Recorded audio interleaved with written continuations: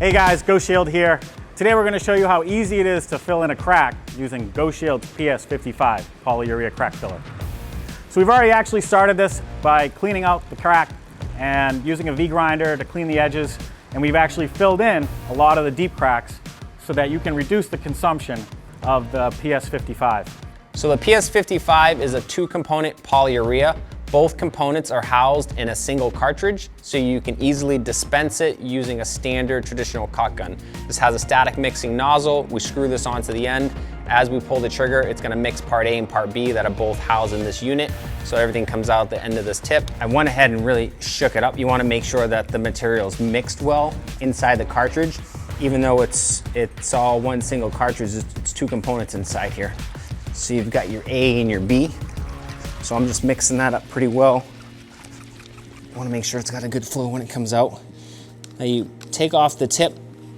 You're going to want to hold on to that. We're going to remove the front part. There we go. Now your kit's going to come with this little black knob. It's got a little line in the middle of it. I'm going to slip that down into that like that. Then you're going to take your static mixer. I'm gonna put that little part in like this. That's just gonna hold that into place as we're trying to screw that on there. So now it's on there pretty good. And we'll go ahead, put your cartridge inside your gun, spin this around. We're just gonna get it till we get a little bit of the gray come out of there. There we go. So now we know it's mixed pretty well. We've burnt a little bit of material. Now we're ready to just go ahead and start getting it into our crack. As you can see in the crack, we've gone ahead and pre-filled it with a little bit of sand. So that's reduced the depth of the crack, and that's gonna make sure that as we're putting the material in, we're not losing material and it doesn't sink down.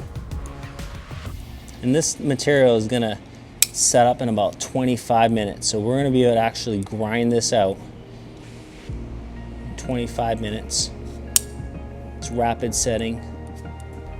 Again, that's because it's two component inside a single cartridge. So if you're on a job and you don't have a dual cartridge gun, this is gonna be the way to go.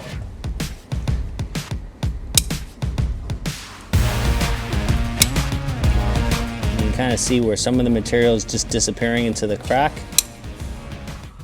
So if we have to, we can let that set up and cure, and we can always come back and put some more. Okay, so now that the material is all set up and cured, ready to be ground, you first want to make sure that you've filled up the crack and that the material is raised above the concrete.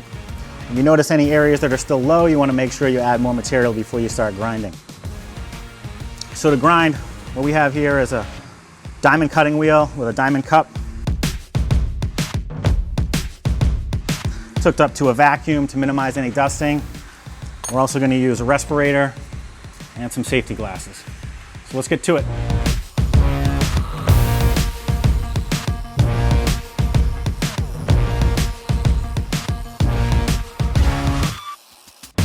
So you can see here in this area, we've completely grinded down the material.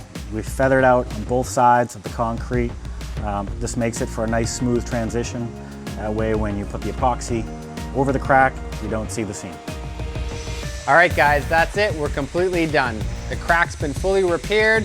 We ground it down. It's even with the surface of the concrete, and we're ready to apply our epoxy coating. And for more tips and tricks, don't forget to visit our YouTube page or our video page on GoShield.com.